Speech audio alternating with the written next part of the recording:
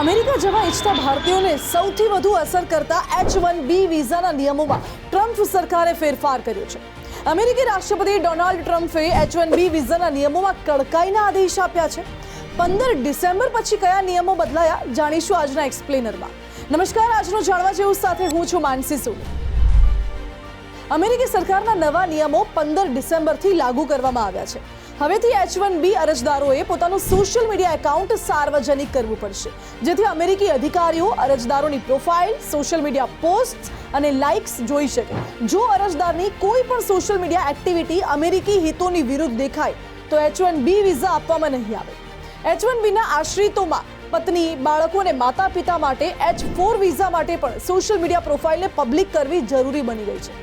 આ અંગે ટ્રમ્પ પ્રશાસને તમામ દૂતાવાસોને આદેશ જાહેર કરી દીધા છે, જેમાં ઓગસ્ટથી સ્ટડી વિઝા F1, M1 અને J1 તેમજ વિઝિટર વિઝા B1, B2 માટે સોશિયલ મીડિયા પ્રોફાઇલ્સને પબ્લિક કરવી ફરજિયાત કરી દેવાઈ છે।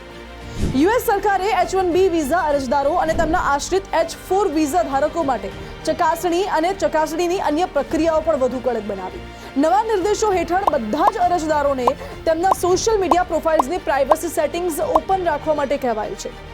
એક નવા જ આદેશમાં સ્ટેટ ડિપાર્ટમેન્ટે જણાવ્યું હતું કે હવે બધા H-1B અરજદારો અને તેમના આશ્રિતોની ઓનલાઈન હાજરીની પણ સમીક્ષા કરવામાં આવશે। પહેલા સ્ટુડન્ટ અને એક્સચેન્જ વિઝિટર્સ વિઝામાં પહેલાથી જ આવી તપાસ થતી હતી, જે હવે H-1B અને H-4 વિઝામાં પણ થશે।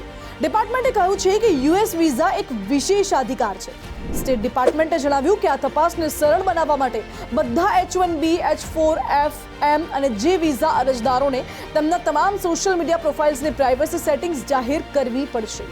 વિભાગે ભારપૂર્વક કહ્યું હતું કે યુએસ વિઝા એ અધિકાર નથી, પરંતુ વિશેષાધિકાર છે, એટલે રાષ્ટ્રીય સુરક્ષાના હિતમાં ઉપલબ્ધ તમામ માહિતીનો ઉપયોગ કરીને અરજદારોની સંપૂર્ણ ચકાસણી કરવામાં આવે છે।